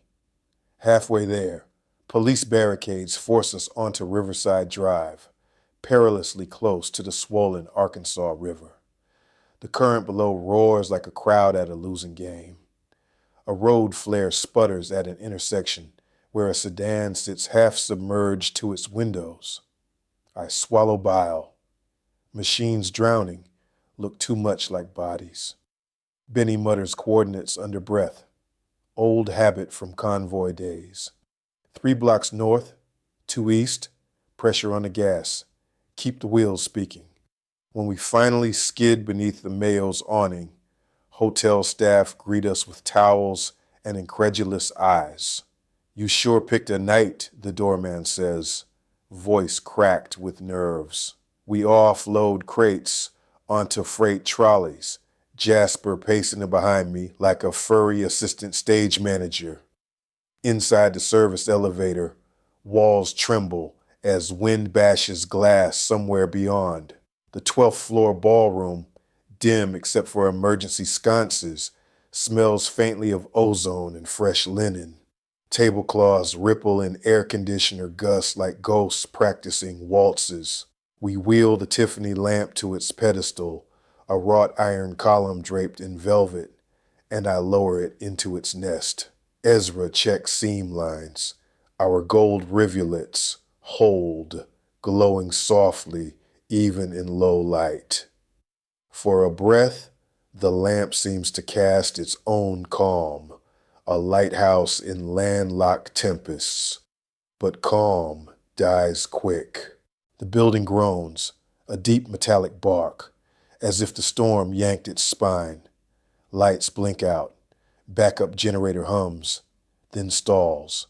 Total darkness. Benny's phone flashlight flicks on. Ezra's follows. We circle crates, ensuring none teeter. Building management radios up. Generator flooded. Electricians on it. The auction is less than 24 hours away. But without power, the ballroom becomes a coffin for our hopes. Ezra asks the obvious. "We stay?" Benny eyes water-streaking window panes. "Safer here than roads," I nod. Prosthetic leg aches, but adrenaline outranks discomfort. We barricade crates with tables pushed together, draping plastic over the lot. Jasper curls under velour drapes, as if expecting bedtime stories. Hours ooze. Wind beats the windows. Generator sputters intermittently. Ezra and Benny trade war stories. His from supply convoys. Benny's from restaurant bankruptcies. Shared trauma weaves a temporary tent around us. I sit on a packing blanket, journal on lap. Phone light dim, reflection column. Fracture, nature's timetable. Repair, human patience. I add another. Barometer dropped, but we didn't snap. At 2:37 a.m., the generator coughs back to life. Elevators whir. Hallway lights glow amber. Benny exhales like a deflated balloon. We power up a handheld UV wand to check lacquer on the Tiffany lamp. Still solid. Ezra pages through his phone. Samuel texted from hospital. Storms end. Gold stays.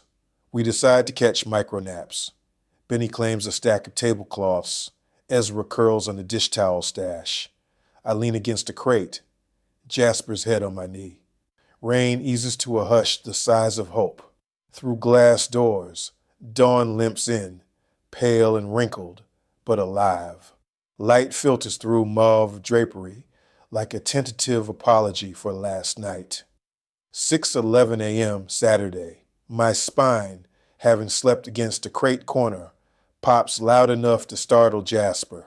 Benny already sips hotel coffee scavenged from banquet staff. Ezra taps laptop, checking donation totals and weather radar. Green blobs now scattered, less angry. He flashes a grin. Food Bridge Fund has crossed $3,000 overnight. Tips sit at $2,490. Mortgage threshold within spitting distance. We divide tasks. Benny does breakfast run. Ezra relevels tables. I inspect every scene with the new daylight. The Tiffany lamp's gold lines shine stronger than generator bulbs. The tureen looks regal in cured brass stitches, as though it has always intended to wear jewelry. I rub condensation off windows. Downtown streets glisten. Debris swept into gutters that still gurgle but no longer threaten. At 9, the freight elevator dings. Samuel, pale but upright, flanked by Miriam the lawyer, and a portable oxygen canister disguised in a bespoke leather satchel. He waves off help, steps into ballroom, eyes watering at the sight of his congregation of mended relics. Ezra tries scolding him. Samuel lifts a hand. Doctors said rest. They didn't specify chair or throne. We compromise, cushioned high back near the pedestal, oxygen line draped like ceremonial ribbon. Final setup hums. Hotel engineers rewire generator to dedicated circuits. Event decorators fuss with uplights, warm amber to bounce off gold seams. Jazz pianist arrives, Staff Sergeant Blue Haze, with a keyboard the size of optimism, runs scales that glide atop the remaining storm static. At noon, floor managers rehearse the evening flow. Samuel takes sips of diluted bourbon, doctor's orders be damned, and coaches me through a last-minute script for the live stream. 3 p.m., local TV crews sneak footage for the 5 o'clock news teaser. I stand beside the dragonfly lamp, explaining kintsugi to a reporter wearing hurricane-proof hairspray. Camera light blazes. My prosthetic hand, unsheathed, glints metallic. Instead of hiding it, I rotate wrists so claws catch the glimmer. Viewers need to see fracture and function side by side. Marilou arrives, escorted by Paws and Whiskers volunteers, and the one-eyed terrier, now sporting a miniature gold-painted eye patch. She gasps at the room's glow, grabs my elbow whispering, "Looks like we stepped into the inside of a sunrise." She hands me a printed spreadsheet. Online tips crossed $3,000 at 2:48. Combined with Samuel's advance and my wages, we have $5,350, $200 beyond the bank's demand. Tears threaten. I blink them into submission. Jasper picks that moment to bark at applause-level volume. Perfect timing. Audience of hotel staff claps as if on cue. 5:45 p.m. Auction doors open. Tulsa's philanthropists file in, wearing tuxedos and shimmering gowns. Rain-soaked roads kept ticket sales capped at 140. Manageable. Jazz chords drift like low-altitude clouds. Buffets glitter. Gold seams everywhere catch chandelier light. I station myself at a demo table with a cracked diner mug, ready to sign copies of the brochure. Caroline from the Beacon darts over, eyes sparkling. "Mortgages and miracles, Sergeant," she says, waving check stubs. "Readers' donations, forwarded to Food Bridge." I thank her, but remind, tonight is about feeding others, not my ledger. She nods approval, scurries off to chase quotes. 7 out p.m. Auctioneer gavel start. First items, Art Deco sugar bowl, Depression-era sherbet cups. Fetch triple estimates. Applause ripples. Then lot 7, the Tiffany Dragonfly lamp. Spotlight tightens. Gold seams glitter. Auctioneer starts at $5,000. Bids leap like embers. 6, 8, 10. I grip table edge. Prosthetic claws leaving faint impressions. 2 paddles duel at $14,500 before a woman in emerald dress raises paddle with sleek decisiveness. $16,000. Gavel. Room exhales a collective holy cow. Samuel's cane thumps approval. He mouths, "Gold stays." Ezra high-fives the air. Minutes later, Lot 9, the Lennox Charger. Opening, $3,000. Bidding climbs more gently, but lands at $6,200.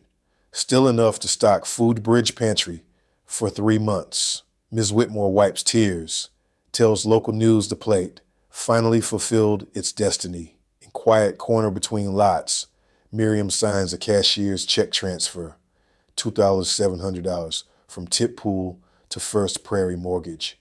She hands the envelope to me. I fold it into my jacket, a talisman heavier than any rank insignia I ever wore. Marilou sees the gesture, mouth quivering into proud smile.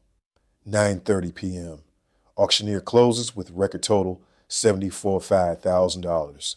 Jazz switches to celebratory rag.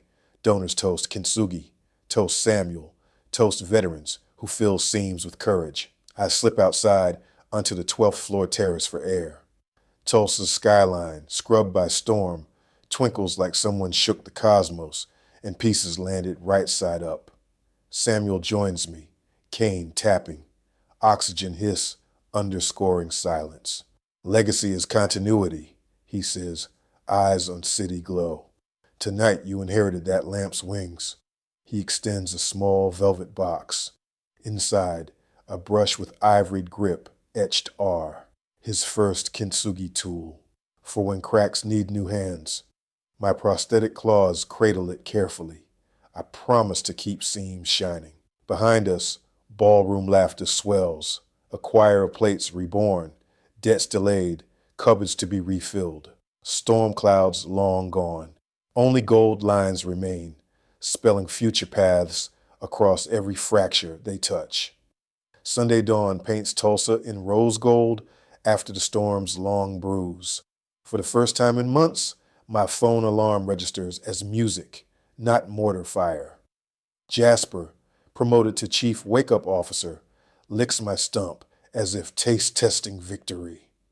In the hallway, Marilou hums Sam Cooke while buttoning a thrift store blazer, the color of sunrise. She claims the shelter pups insisted she keep it. At 8:05 a.m., we park outside First Prairie Mortgage, 20 minutes before doors open.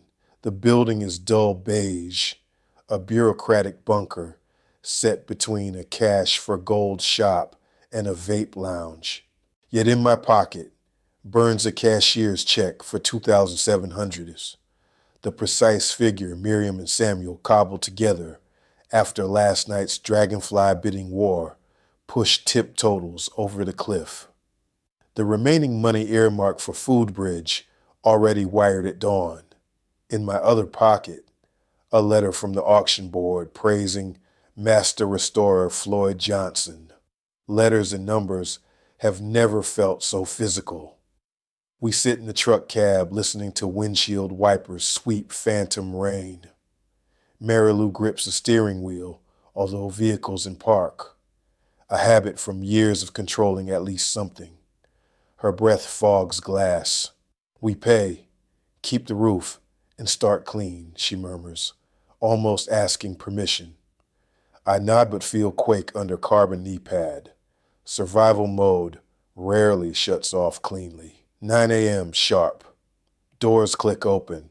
Randall, the loan officer, greets us in a lobby that smells of toner and just unboxed carpet squares. His handshake lands firmer than last time, the difference between predator and partner. He glances at my prosthetic claw clutching the envelope, then at Marilou's steady eyes, and cracks a banker's approximation of a smile. The transaction lasts 5 minutes. Numbers typed, receipt printed, red reinstated, stamp smacked like a battle medal across our account sheet. Walking out, sunlight pools on the sidewalk like lacquer mid-cure. Marilou tucks the receipt into her blazer pocket, then slips her hand into mine. Flesh and alloy. Mortgage men don't give diplomas, she says, voice cotton soft. But staying means more lessons. She pulls me down for a kiss that tastes of relief and cinnamon gum.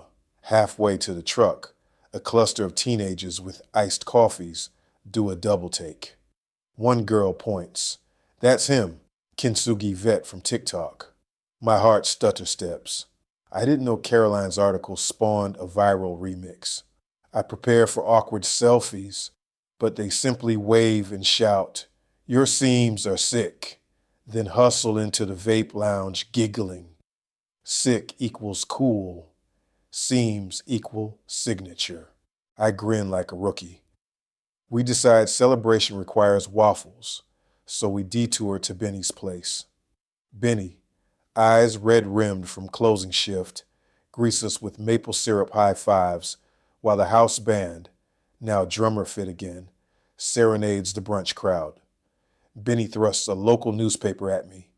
Above the fold, gold lines turn green for Food Bridge, $74 a K raised. My photo stands beneath headline, prosthetic fused to gilded lamp. I search the room for places to tuck pride so it doesn't swell obscene. Mid-bite of pecan waffle, my phone buzzes a New York number. The voice belongs to Celia Haynes, founder of upscale home decor conglomerate Gilded Table. She loved the redemption narrative and wants to license the Rosen technique under a consumer brand, scaling art into aspirational lifestyle pieces. She offers a Monday Zoom to discuss six-figure investment, possible relocation package to Brooklyn Navy Yard. Call ends. Syrup suddenly tastes metallic. Marilou arches a brow. Big city wants your seams. Benny leans over. Careful, Gunny. Some folks buy stories to flip them like foreclosed houses. His dish pit wisdom hides under grease but gleams true. I pocket phone. For now, waffles matter more. Afternoon passes in gentle chores, washing Jasper at the shelter hose station, helping Marilou staple adoption flyers, and yet the investor proposition hums inside my skull like unspent adrenaline. That night I sit at kitchen table, ledger open, reflection column blank. Rain rap taps, gutters again, but softer. Punctuation, not threat. I write, fracture, temptation of speed. Lesson, gold cures slow. Close the book and breathe. Monday burns humid by 7 a.m. Mosquito chorus already warming up. Marilou heads to her second-round library interview wearing a violet scarf Jasper tried to claim as tug toy. She pauses at doorway. Whatever New York says, choose what mends, not what sparkles. She advises, then adds a wink. Librarians know about dust jackets. I bike leg to the warehouse, where Samuel waits in a wingback chair, relocated from his office because doctors forbade prolonged standing. His complexion shows new color. Oxygen cannula gone, replaced by a pocket pill, organizer, and vigilance. Ezra has pinned last weekend's Beacon article to the corkboard beside incoming repair orders. Calls triple any previous Monday. A queue of local potters wants bespoke gold seams, while trend hot. We face first ever supply bottleneck. Lacquer curing racks all booked. I brief Samuel and Ezra on Gilded Tables overture. Samuel's bushy brows climb as though investigating new altitudes. Scaling kintsugi by machine, he muses. Mass production is fracture of another sort. Ezra searches my face, half hopeful of modern expansion, half worried for grandfather's ethos. We log into Celia Haynes' Zoom. She appears in minimalist loft backdrop, wearing black turtleneck and earrings shaped like quotation marks. Marketing speaks. She brandishes a slide deck. Gold-lined ceramic phone cases, statement wall tiles, couture sneaker soles. Beauty democratized, she proclaims, expecting applause. Minimum order, 40,000 units per SKU. She will license technique, digitize patterns, and in exchange offers $500,000 in equity, plus relocation for key creatives, meaning me and maybe Ezra, not 84-year-old Samuel with pre-existing heart condition, not Benny's van of character, not Tulsa's food bank partnerships. When Celia requests sample shipment by month end, Samuel mutes Mike. In Yiddish-laced whisper, he says, "Machines hide stories. Your seams will be printed, not painted." Celia unmutes herself mid-sentence, praising narrative scalability. My prosthetic claws clench. I imagine line workers, maybe underpaid, painting gold, not to honor breakage, but to hit quotas. I ask Celia a question. Will each buyer receive provenance? Whose hands fixed which crack? Why it broke? She blinks like an algorithm, encountering an unexpected variable. Brand narrative is collective, she replies, smoothing language. Behind her, a UPS courier drops boxes. Labels read, "Made in Malaysia." My gut knots. Meeting ends with polite, "Next steps." Ezra paces. Global reach means bigger donor pools, he argues. Samuel counters that global reach can flatten nuance. My mind ping-pongs. Debt cleared, but retirement not funded. Prosthetic upgrades still steep. Marilou's job uncertain. Gold cures slow, but bills arrive fast. At 6, Marilou returns glowing. She got the library position, oral history, and restoration textiles associate. Modest salary, benefits after 90 days, perfect alignment with newfound passion. She spins in the living room, sunlight through patched curtains, crowning her like cathedral glass. I share investor pitch details. Her dance stops. "Brooklyn?" she whispers. Jasper whimpers, reading tension. We sit at the patched kitchen table. Samuel's brush framed on wall above, making pros and cons columns. Pros, salary bump, big city medical research, chance to send Food Bridge more money. Cons, uprooting Samuel, leaving Benny, straining library job, risk of selling soul for shine. The cons list blooms like mold. The pros, like flash paper, bright but thin. Night deepens. A text from Celia arrives. Need decision within 48 HRs. Market window. I type, reply, delete, repeat. Finally, I write to Samuel. Shop 7 a.m. Need gold counsel. He responds with a single phrase. Tea cures haste. I arrive before sunrise Tuesday.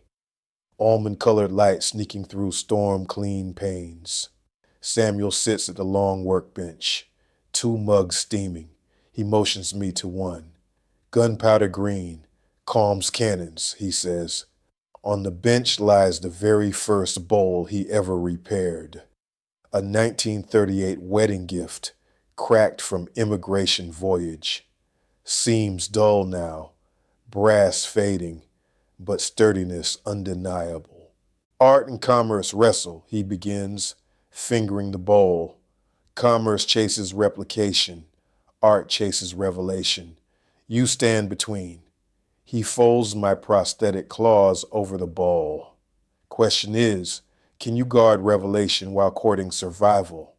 I picture Celia's ceramic phone cases, identical scars churned out with inkjet precision. Revelation there? None. Then I imagine Tulsa High School ceramics class, mailing broken mugs for practice, veterans carving new purpose at Samuel's benches, food bridge lines shrinking, revelation everywhere. Ezra joins, hoodie askew from sleepless design session.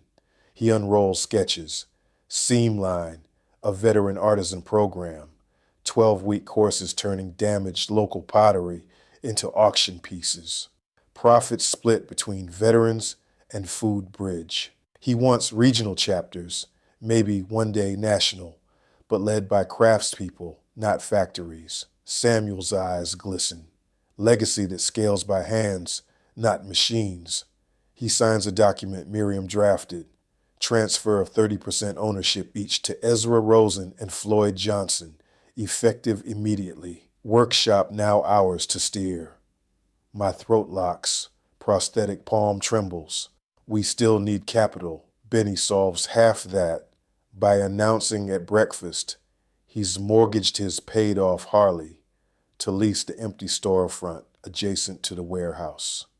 Future seam-lined classroom. If Boo's lines taught me anything, it's crowd management, he jokes. Marilou pledges her library connections for curriculum accreditation. Local colleges can grant continuing ed credits. Momentum stitches itself. At noon, we Zoom Celia, gratitude wrapped in firm refusal. We offer collaboration, limited edition, hand-signed lines benefiting Food Bridge, but no mass production. She balks, calls it quaint. Call ends. Relief surges like blood after tourniquet release. Evening brings ribbon cutting for Seam Line's pilot class. Samuel, cane swapping for ceremonial scissors, insists on speaking despite doctors' caution. Crowd of donors, vets, and shelter volunteers cram alleyway between workshop and Benny's. Storm scabs on brick walls gleam. Gold enamel signage, painted free by a graffiti artist who watched our stream, states where breakage meets bravery. Samuel taps mic. My heart cracked last week, he says, voice graveled yet mighty. Doctors stitched with wires, these people stitched with faith. Tonight we hand brushes to soldiers who fought with rifles, mothers who fought with layoffs, children who fought with silence.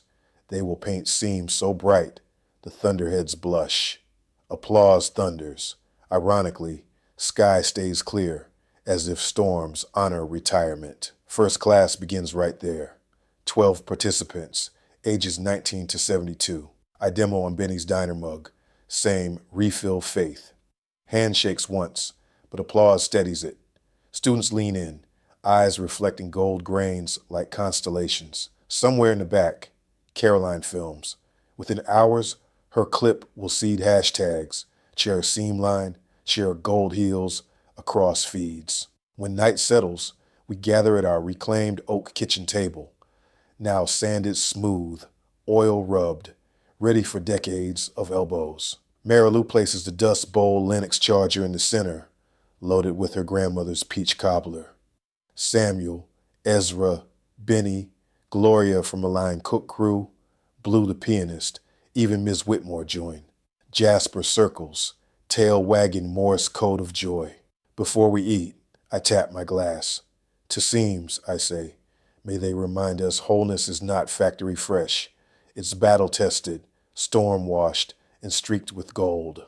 Glasses clink in root beer, sweet tea, diluted bourbon, Talmudic wine, laughter braids with blues chords.